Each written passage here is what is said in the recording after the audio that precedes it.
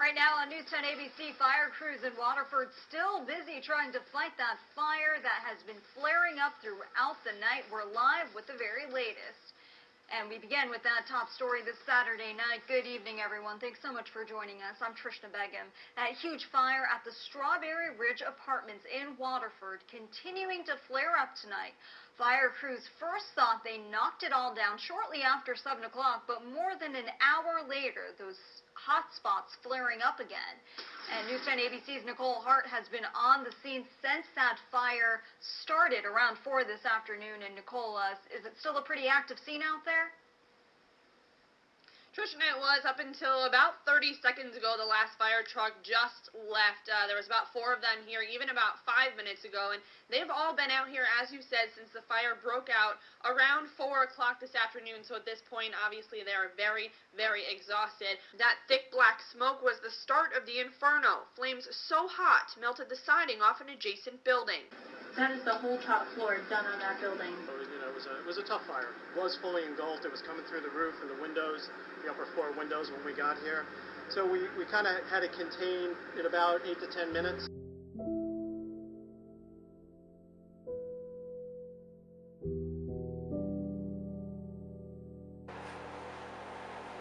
On August 8, 2015, my life changed forever. While on vacation, I found out that the house I lived in was on fire. I found out while in Washington, D.C. at the Aeroscience Museum. We just entered the museum when I got a call, a number I didn't know. It was my daughter, Alicia. She was crying and saying the house is on fire and everything is gone. I just kept repeating, "What did you just say to me? What did you just say?" My brother took the phone from me, not knowing what was going on, and he immediately got the message that my house was on fire and I probably lost everything. We headed back to Baltimore where he lives by taking a taxi just outside of the museum. So as I was driving back, the fire department from Waterford called me to let me know that I did lose everything, and they wanted to explain and talk to me about what was going to happen. They wanted to know when I was coming home. I told them that I probably wouldn't come home anytime soon. I had nothing to come home to. When I found out, I started to scream really loud. I have to be honest, I'm not sure what I was thinking because I don't even know if I wrapped my head around it at that moment. I don't even know if I believed what was being said to me. I was in such disbelief, so I guess I wasn't thinking much. I wasn't thinking this was real and that everything would be gone or that everything would be okay at some point. I wasn't sure what I believed. The rest of my night went pretty badly. A lot of phone calls, dealing with the insurance company, and family constantly calling to check on me. During all this, I had a very bad anxiety attack. My brother came out of the kitchen, looked at me and said, "Are you okay?" And I said, "What are you talking about?" and fell to the floor. That's the last thing I remember. The next thing I remember is waking up in the hospital and the doctors telling me that my heart was racing really fast and my blood pressure was through the roof and they would have to keep me overnight. They put me on some anxiety meds and sent me home the next day and told me to reach out to my own doctor to make sure that I was okay and that my heart rate and everything stayed good. I started to cry instantly after getting back from the hospital because I knew instantly my life had come to a stop, that everything I ever wanted, needed, or worked so hard for was gone. When I finally arrived home, I didn't really have the courage up to come to the house and see what it looked like. I asked the kids if they were willing to go with me and see it. I think it was a day or two after we got home. I didn't really want to see the only stuff that I ever owned gone forever. I finally did go to the house, and I immediately started crying because everything was really just gone. It took a lot of courage for me to go to the house because I knew that I would cry instantly. I had nothing. My kids had nothing, and I knew that I was going to go live in a hotel until I could find somewhere to live. Dealing with the insurance company wasn't easy. They were really good though, but it just wasn't easy. The process itself wasn't easy. I had an agent named Steve who did everything he could for me. He made sure I was in a good hotel and that I got as much money as I could to live in that hotel until we could get a place. Once I started looking for a place, he also released some money to me so that I could buy furniture and beds for my kids and myself to sleep on. That's all he could give me at the time until we could do the insurance stuff, and that stuff was very hard. That was probably the most stressful part of this whole thing, dealing with the insurance company and documenting everything that I could possibly have had in that house. I didn't get to do a walkthrough when I initially started, and I didn't get to see everything possibly that I could figure out what was in that house, so it was really difficult to do. I recommend anybody to document everything they have in their home. I had to remember everything that was in that home by detail. They wanted to know everything right down to the last spice. I wrote everything I could possibly think down, and I still did not get it all.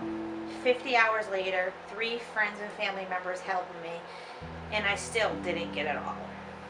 I had to do a spreadsheet with everything on it, which took hours too. Then I had to find out what everything would have cost me when I bought it, and then what everything would have cost me to replace it new. That was not easy, but it did take me up to 3 months to get the remainder of my money. It wasn't easy trying to live without anything but that little bit that I was able to buy with the little bit of insurance money that was released. Once the insurance company allowed me into the house, it was the worst feeling in the world. You're stepping on all your stuff. Everything is crashed and burned. Everything is ruined by water and fire. And everything you ever worked so hard for was gone.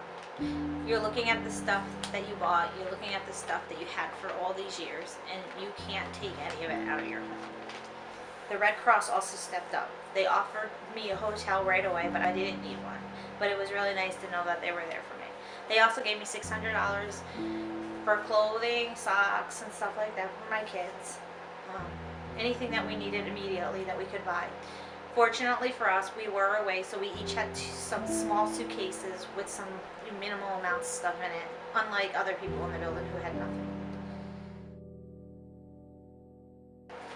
I had so much support and so much help from family, friends, and coworkers. Everybody called, everybody helped, everybody was there for me and my girls. They did everything they could to help me. Co-workers collected money. They even did a food drive. They collected so much food that it took boxes and boxes to get it all home. They all helped me in any way they possibly could, and you truly find out who your family and friends are when you go through something like this. We moved many times, from a hotel to a house and then back to where we got burned out of. Each transition was harder. Each transition seemed to be harder because it was starting new. So we stayed in the hotel for 28 days. We had to move into an apartment with nothing. And then we stayed in that apartment for almost a year and moved back here. Where we got burned out originally. The whole anxiety of coming back to where you've lost everything into a different apartment though was very scary. I had anxiety attacks over the thought of coming back into an apartment that I know that I just recently got burned out of. And it only takes a second for one other person in the building to make a mistake and you lose it all. I believe that the fire affected my family in a positive way, to be honest with you. It brought us all closer together. It actually all brought us back to our religion and our faith. We only had each other, and we knew that we needed each other to get through this. We learned a lot from this, and we all got so much closer. When we moved into the new place, I wouldn't sleep there until I knew that I had so many fire detectors. I actually put 8 in the place besides the ones that were there.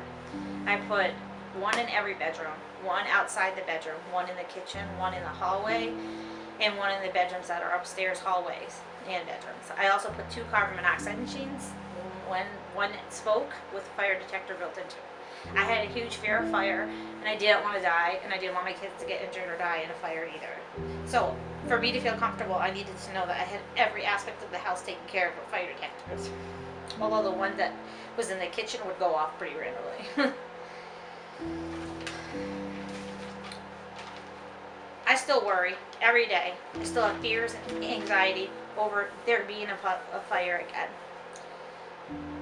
Because as bad as it was, and as bad as it could be, it really brought me and my kids closer together. It gave us our faith back with each other. And I couldn't ask for anything more because my kids and me have never been closer in our lives.